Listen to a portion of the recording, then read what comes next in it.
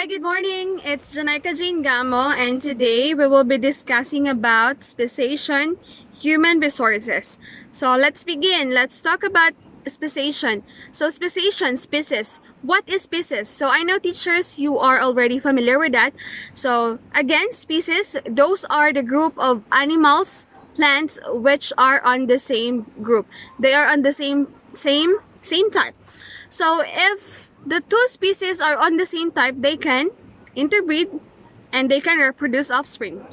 So we have here dog. So though dogs, they are on the different hybrids, the same with the cat, but they are belong on the same species. So they can what? They can reproduce. They can interbreed and reproduce offspring because they are on the same species, though they are on different hybrid. Before we talk about speciation, I have this question. Can two different species interbreed and have an offspring? Is it a yes or a no?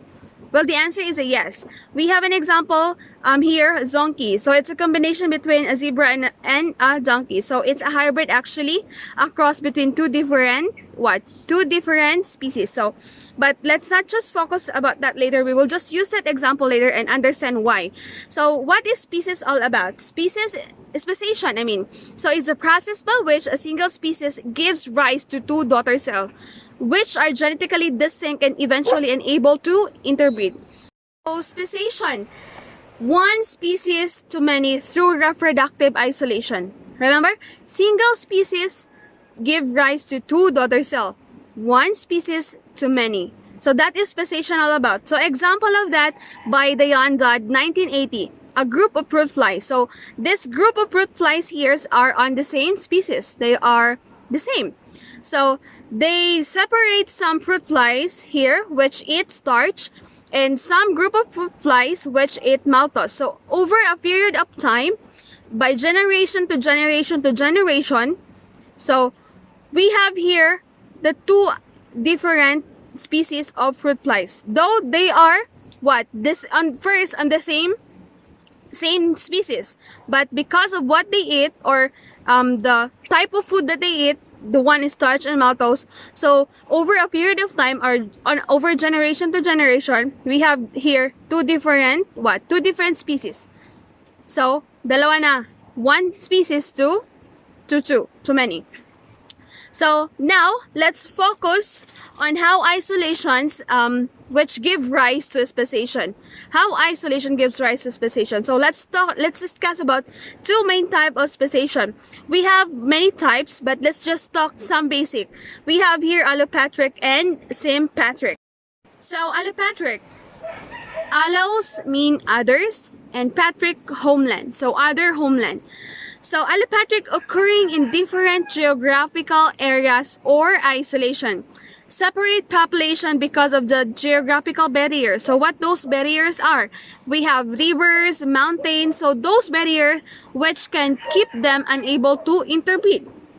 So eventually, over a period of time, there can be a change over time in the separates of population. Separate area of mechanism like natural selection or genetic drift. Over time, this population can have significant differences of genes that may not allow them to interbreed even they are brought together. So they are not on the same place. They are geographically isolated, so they can have genetically differences because of probably the food they eat, just like an example earlier, or because of the place or the environment. So that can be one of the barriers as well. So over a period of time, there will be differences. So even though someday they will be brought together, they unable to interbreed because now they are from one species to two species. So they are on the different species. So we have here an example, birds from common species. So first we have here, they are on the common species. So some of them migrate to other island. So probably the wind brought them there. So we have now here the mainland birds and the island birds. So over a period of time, this island birds, they will have their own behavior, their own environment, which is different from the mainland birds. So over a period of time, generation to generation, they can reproduce their own species, and one day the birds from island and mainland meet, they won't be unable to interbreed to each other, because now, though they are first the same on the one place, which is the mainland, but this island birds now is different from the mainland birds, so they can be unable to interbreed. It's now two different species. So that's an example of allopatric. So sympatric speciation. So speciation happens in the same area, yet there are something else isolating them. So you might thought that one of the barriers that they can interbreed is just allopatric, but no, in sympatric, they are on the same area, they are on the same place, but there are something isolating them. So what is that? We have two main types of sympatric. We have pre and post zygotic barriers. So from the word pre-zygotic barriers. So before, barriers occurs before you can make a zygote. So a zygote, or the fertilized egg. This barrier is not even allowing fertilization to happen. Why? Why they can't produce, though they are on the same, the same place? So let's have here the barriers. So behavioral isolation, temporal isolation, or habitat isolation. So in behavioral isolation, the one that I give example earlier in the allopatric, though in allopatric they are on the different place, but someday if from other species meet on the same place, they are on the same place now, but they won't be, or they can be unable to interbreed. Why? Behavioral isolation. Example in the birds.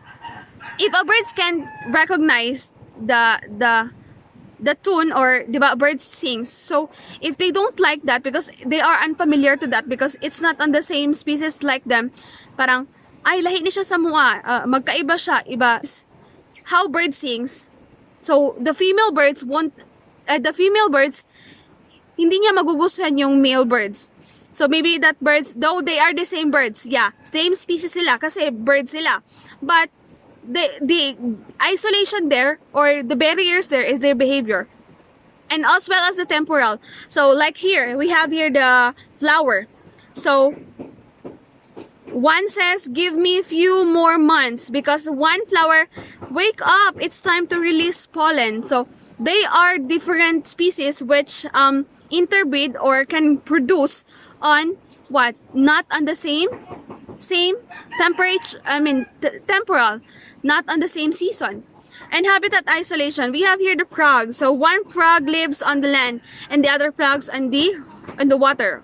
So habitat isolation. So in the difference between this pre-zygote, they can't have an offspring, they can have a fertilized egg, because at first they won't be attractive to each other. They are different. They are different in behavior, temporal isolation, and habitat, though they are the same species. And also now, let's go to post-zygotic speciation. So when we say about post-zygotic speciation, earlier it's before. Now, we have the mating. So we have the mating and fertilization. So equals to zygote or fertilized egg. So remember the zonkey earlier, the zonkey that I give as an example. So that's an example of post-zygotic speciation. So I have a question.